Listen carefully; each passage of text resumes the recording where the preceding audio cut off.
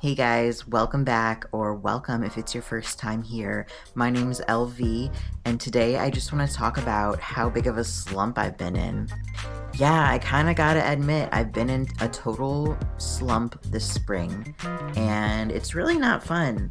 It's affected me really creatively, mentally, and also in my productivity goals.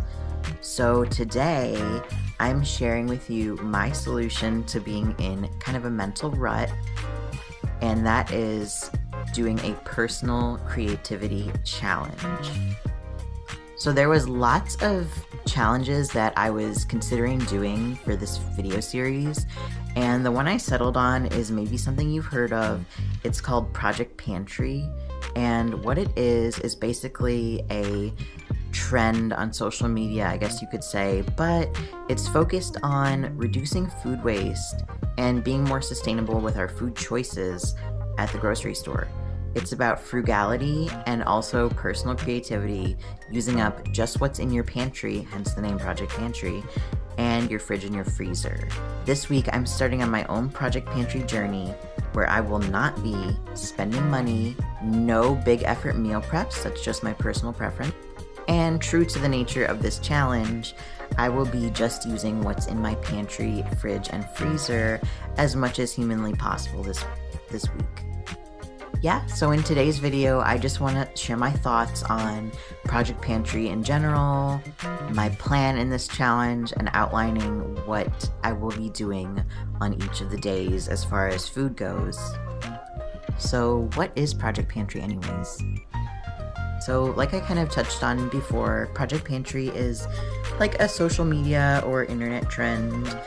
It's kind of a personal challenge of using the food you already have in your pantry and your fridge and your freezer as much as you can while you make your meals, instead of going to the grocery store and buying new food every so often or every week or however often you shop.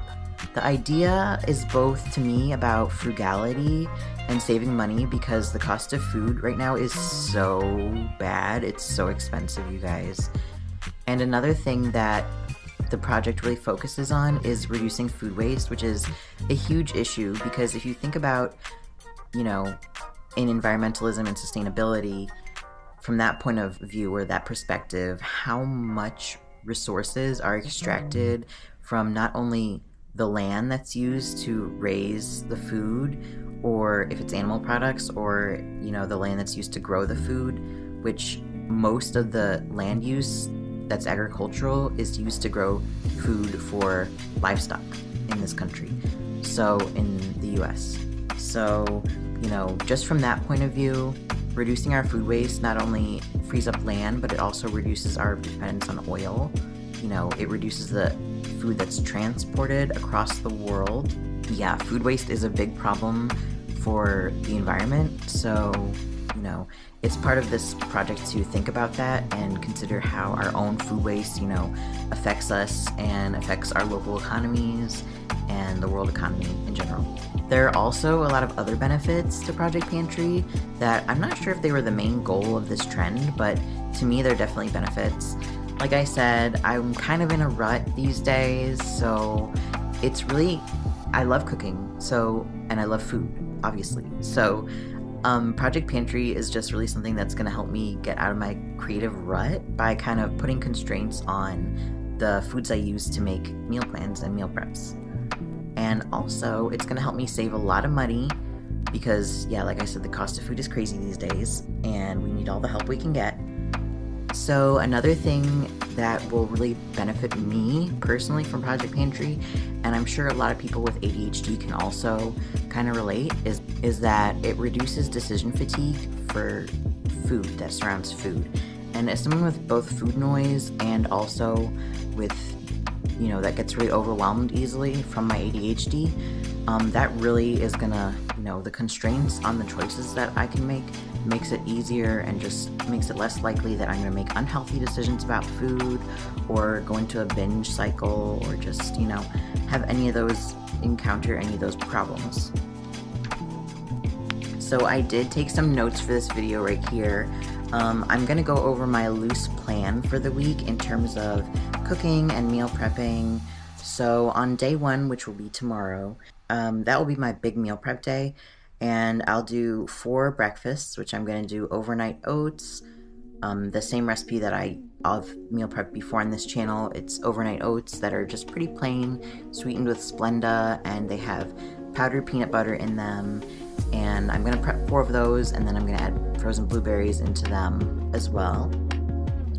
I'm going to prep 4 lunches, so they'll have a main format, probably like a sandwich or something handheld, and then I'll just differ them based on like the toppings or the sides that I put with it. So I'm thinking like some sort of sandwich or something that I can make a bread bun or something, and maybe I'll make seitan or something, and I'll just put coleslaw on top, and then I'll have that with different sides, probably baked potatoes or baked sweet potatoes. Then I'm gonna have 8 snacks during that time, so that's 2 snacks a day for 4 days, and those are just gonna be probably like fruits. That's what I usually have as a snack. And then the last thing I'm gonna prep, this is the thing that I'm the least sure about, is 4 dinners, with, you know, pre-portioned dinners that keep me on my track of my diet. And that's just a, you know, portion control diet, really normal, that just prioritizes fiber and low fat. And yeah, so the dinners, I'm probably going to end up making something that is like the lunches with a similar format, probably like a grain bowl of some sort, with different marinades for the protein. Oh, I forgot to mention that I'm also going to repeat this, the previous loose plan for the first week, where I meal prep all that stuff. I'm going to repeat that on the 4th day, so either, I think, the repeat on day 3 or day 4, whatever day that ends up being, maybe Wednesday. I will have another meal prep day where I'll prep the same quantities of all the meals, and then I'll just change out, you know, what I'm making. But yeah, we're gonna document how it's going, like the logistics of the meal plan, and the meal prep. So how, you know, easy or hard it was to make the meals, how long it took, as well as how long it took when I'm getting the meals ready to eat on the day of. And I also want to document, you know, how much I liked the food and the recipes, as well as if there was any alterations to the recipes I made and if they're good or not. And I also want to try documenting how the food made me feel over time. I want to know, you know, how certain foods affected my energy levels, my fatigue levels, etc. And the last thing I want to document is how it affects my weight loss goals, how eating like this, you know, maybe it will prevent a binge, maybe it will exacerbate it, I don't know, we'll see. So in the end, I hope it helps you guys, I hope it inspires you guys, and I hope that it tickles the itch for those recipe videos that you guys have been asking for. So yeah, if your pantry is always messy, cluttered, unorganized, but you still have no idea every day what you're gonna make for dinner or lunch or breakfast, these videos are gonna be for you. Or if you're just trying to reduce your food waste and be more thrifty and frugal, these videos are also going to be for you. If you're into that, or if you're interested, don't forget to subscribe for more episodes in this series. Or if you just want to do Project Pantry alongside with me, that is awesome too. Drop a like if you liked the video, and if you made it to the end, I appreciate you so much, and I will catch you guys next week. Let me know in the comments what the weirdest thing in your pantry is, and I will catch you guys later. Bye.